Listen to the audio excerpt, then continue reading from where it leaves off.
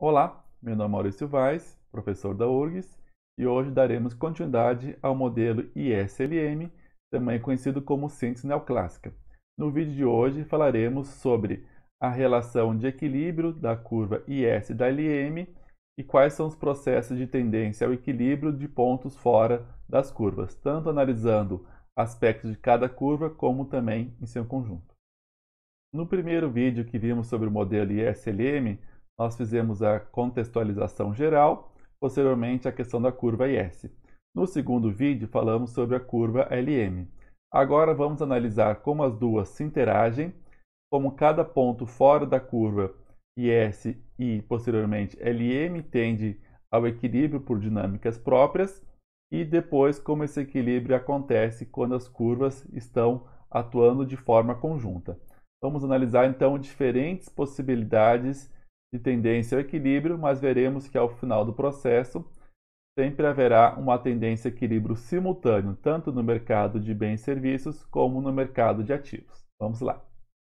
Vamos então juntar aqui pela primeira vez a curva LM e a curva IS nesse equilíbrio simultâneo, tanto no mercado de bens e serviços quanto no mercado de ativos. Então, nós temos a curva IS, que ela demonstra uma relação inversa com a taxa de juros. Quanto menor a taxa de juros, maior o investimento, maior a renda. Já a curva LM, quanto maior o nível de renda, maior a demanda por moeda, dada a oferta fixa de oferta de moeda, temos então que elevar a taxa de juros para manter o equilíbrio do mercado de ativos. Então, vamos analisar agora alguns pontos em que se situa numa situação fora de equilíbrio. Inicialmente vamos falar apenas da curva IS, depois apenas da curva LM e depois faremos essa relação simultânea. Analisando a curva IS, vamos iniciar pelo ponto A. Então, qual que é a situação no ponto A? Neste ponto, estamos nesse nível elevado de renda. Só que para esse nível de renda, nós temos essa taxa de juros, nesse ponto A aqui. Então, há uma incompatibilidade. Então, nesse ponto A, há uma escassez de demanda, ou, de outro lado, nós temos um excesso de oferta de bens. Porque com essa taxa de juros aqui, a demanda por investimento ela está baixa. Consequentemente, o nível de renda ele tem que se ajustar. Então, como que é feito o ajuste? Ele se dá através de uma queda do nível de produção para fazermos os nossos ajustes de estoques. Já no ponto B, eu tenho exatamente uma situação inversa. Aqui eu tenho um excesso de demanda, ou seja, uma escassez de oferta, porque aqui a taxa de juros está bastante baixa. Então, com essa taxa de juros baixa, eu tenho uma elevada demanda por investimento. Então, essa condição, esses pares aqui de taxa de juros baixinha com essa renda aqui, é incompatível. Então, como eu tenho um excesso de demanda, meu nível de produção ele vai ser aumentado para eu fazer então esse meu ajuste de estoques. Então, já que está faltando produto na economia, meus estoques estão caindo acima do desejado, eu vou aumentar a minha produção para mantermos essa nova situação de equilíbrio. Ou seja, qualquer ponto que esteja à direita da minha curva S representa uma escassez de demanda, excesso de oferta. O ajuste se dá através da redução da produção. Se eu estou à esquerda, significa que a taxa de juros está muito baixa para o nível de atividade econômica. Eu faço o ajuste através do aumento de produção. Durante esse período aqui, a variável de ajuste, como nós vimos no modelo keynesiano simples, é sempre através da regulação de estoques. Então, quando eu tenho um excesso de oferta, estou com um nível de estoque muito elevado. Eu faço o quê? Reduzo a produção e ajusto o meu estoque. Aqui, excesso de demanda, o nível de estoque é abaixo do desejado, o que eu faço? Aumento a produção e ajusto, consequentemente, o nível de estoque. Agora, vamos analisar os pontos fora da curva LM. Então, iniciando novamente pelo ponto A. Lembrem-se aqui do vídeo passado que a dinâmica agora é diferente. Eu parto da lógica da renda. Então, para esse nível ponto A aqui, eu tenho uma renda muito elevada e uma taxa de juros muito baixa. Consequentemente, então, lembrando a nossa equação de oferta de moeda, que é igual à demanda de moeda pelo motivo renda, mais pelo motivo taxa de juros, ou seja, motivo transação e motivo portfólio. Se a renda está alta e a taxa de juros está baixa, eu tenho um grande aumento da minha demanda por moeda. Ou seja, a demanda por moeda ela será superior à minha oferta de moeda. Então, qual que é a variável de ajuste? A variável de ajuste é através da elevação da taxa de juros. Então, eu saio do ponto A e vou para este ponto aqui. Agora, no ponto B, eu tenho uma taxa de juros muito elevada, ou seja, eu teria um motivo para baixa demanda por moeda, e eu tenho também uma renda muito baixa. Mas o ponto de início, na verdade, é através da renda, né? Na questão da LM. Então, para essa renda muito baixa, se eu tiver também uma taxa de juros alta, não vai ter demanda por moeda. Aí é uma situação exatamente inversa dessa primeira. Eu tenho um excesso de oferta ou escassez de demanda. Então, a variável de ajuste, nesse caso, é através da redução da taxa de juros, exatamente o oposto. Então, reforçando aqui, desajustes na curva IS, o ajuste é através do nível de renda, ou seja, para determinado nível de taxa de juros, eu vou fazer um ajuste através da renda. Agora, da curva LM, para determinados níveis de renda, eu faço o ajuste via taxa de juros. Agora, então, aqui tem algumas observações que eu já comentei com vocês, né? Agora vamos ver então essas relações que podem ocorrer através de 4 áreas principais, certo? Então nós temos a área 1, a área 2, a área 3 e a área 4. Em cada uma delas teremos um desajuste tanto no mercado de bens e serviços quanto no mercado de ativos. Então vamos ver como significa cada ponto deles. Aqui eu deixei escondido para vocês, de novo, fazerem uma pausa no vídeo, refletirem qual que vai ser a situação de cada um desses casos. Então, vamos iniciar pelo ponto 1. Então, pensando em termos de mercado de bens, vejam aqui, qual que é a melhor maneira que eu faço isso aqui? Eu tento ignorar uma das duas curvas quando eu faço análise. Então, no ponto 1, eu vou iniciar apenas pensando na minha IS. Então, neste ponto 1, eu tenho aqui um excesso de oferta de bens. Pensando aqui na nossa análise, ó. Aqui eu tenho uma taxa de juros muito alta para esse nível de renda. Então, eu tenho que reduzir o meu nível de atividade econômica. Agora, ainda no ponto 1, já vi a minha IS, então vou ignorar a IS e agora vou pensar na LM. Então, nesse nível de atividade econômica, eu tenho uma taxa de juros muito elevada. Ou seja, eu tenho um excesso de oferta de moeda, certo? Agora vamos passar, então, ou seja, o que eu tenho que fazer? Eu tenho que reduzir a taxa de juros para aumentar a minha demanda por moeda. Agora no ponto 2, então, inicialmente ignoro LM. O que eu tenho aqui? Eu tenho um excesso de demanda por moeda. Desculpa, eu tenho excesso de demanda de bens. Eu estou primeiro analisando a IS, né? Então, eu tenho excesso de demanda de bens, porque essa taxa de juros está muito baixa, eu vou aumentar o meu nível de produção porque eu tenho uma demanda reprimida de investimento, ou seja, excesso de demanda de bens. Agora, voltando na minha LM. Bom, eu tenho a mesma situação que do ponto 1 em relação a LM.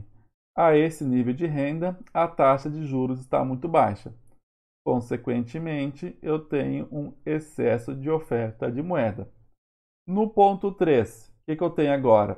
Ele continua à esquerda da minha IS. Portanto, eu tenho um excesso de demanda de bens. Agora mudou em relação ao mercado de ativos. Então vejam aqui que eu tenho um nível de renda elevado para esse nível de taxa de juros. Portanto, aqui eu tenho um excesso de demanda de moeda. Então, veja que o 1 e o 3 são contrários, né? Eu tinha excesso de oferta nos dois casos, agora eu tenho excesso de demanda nos dois casos. Já no ponto 4, então sempre gosto de iniciar pela a minha IS, eu tenho um nível de taxa de juros muito elevado para esse nível de renda.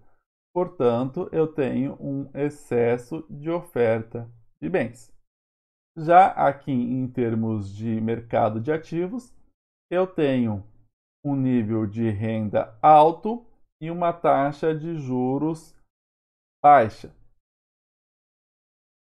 Consequentemente, eu tenho um excesso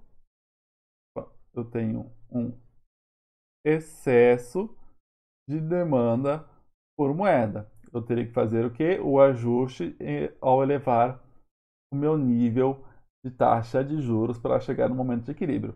Então, nós temos essas 4 posições possíveis. Aqui vamos conferir no modelo original. Então, aqui, excesso de oferta de moeda e de bens em ambos quadrantes. Excesso de demanda de moeda e de bens em ambos quadrantes. Aqui nós temos o excesso de oferta de moeda, excesso de demanda de bens. Aqui nós temos a situação contrária. E aqui nós temos, então, excesso de oferta de bem, excesso de demanda por moeda. Certo? Conferindo aqui, né? Tá corretinho. Certo? Então, espero que vocês tenham feito sempre dessa maneira, fazendo pausadamente para refletir. Posteriormente, vocês desenvolvem. Caso já tenham visto o vídeo diretamente aqui, sem fazer a pausa, refaçam esse vídeo, né? Voltando para uma situação em que não estava preenchido para vocês se exercitarem bem. Agora, vamos ver algumas possibilidades de ajustes. Então, vamos pensar nessa situação aqui, em que nós temos um equilíbrio inicial na curva IS, mas no ponto fora de equilíbrio da LM. Agora a gente vai fazer algumas possibilidades de ajustes até falar uma que normalmente acontece mais, tá? Mas vamos primeiro ignorar alguns aspectos, certo? Só para treinar um pouquinho aqui. Então, digamos que nós estejamos no ponto A. Qual que é a possibilidade de ajuste aqui que o livro nos trouxe?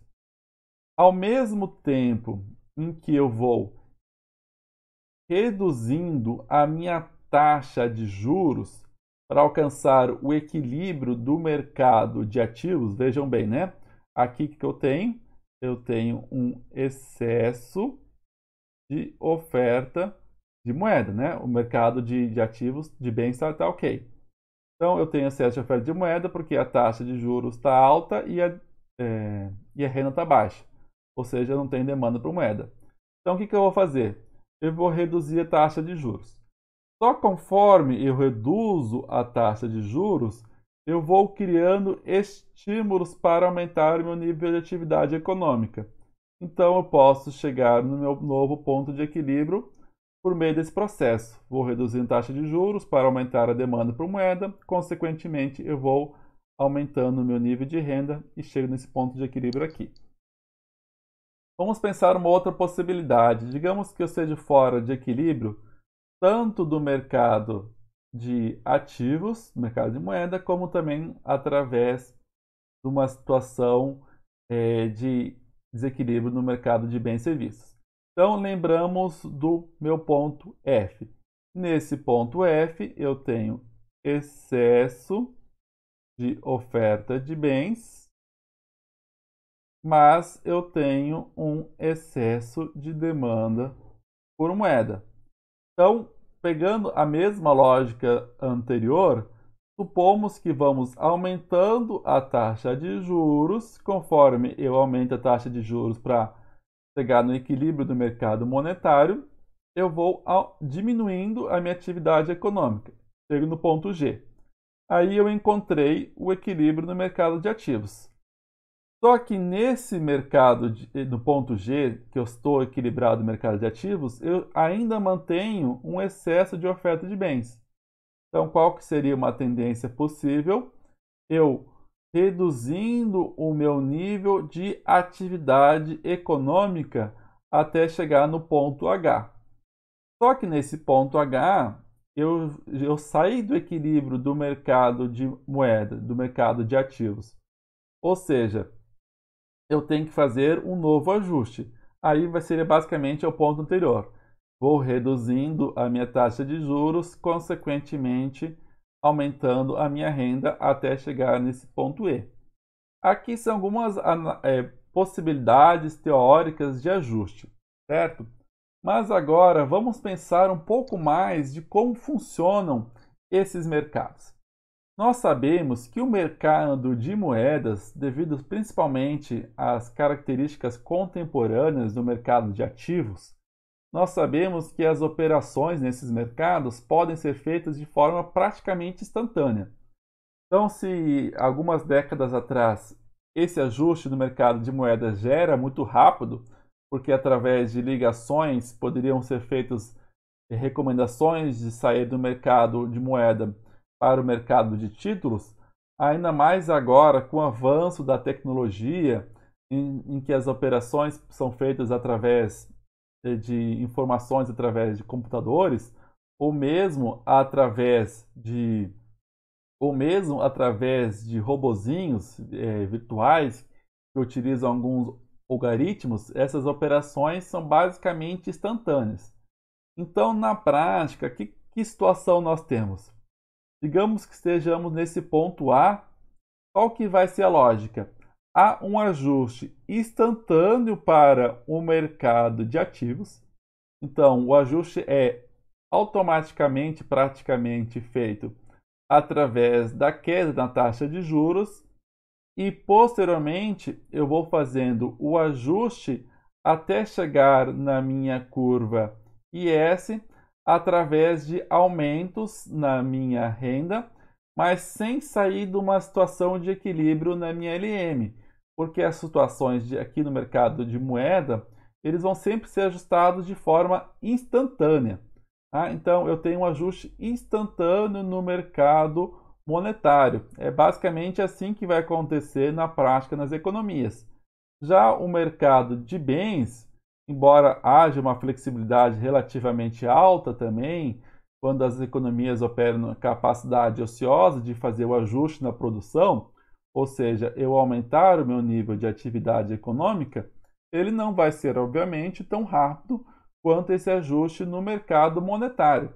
Então, a situação sempre será a seguinte na prática.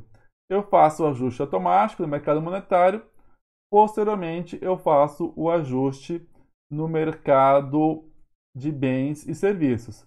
Então, uma outra situação aqui, por exemplo, um ponto C. Nesse ponto C, eu faria o ajuste automático no meu mercado de moeda e, posteriormente, eu faria o ajuste reduzindo o nível de atividade econômica até chegar no ponto E.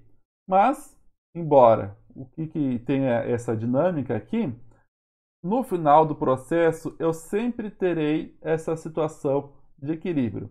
Ou seja, desajustes passageiros na economia, eles sempre serão ajustados.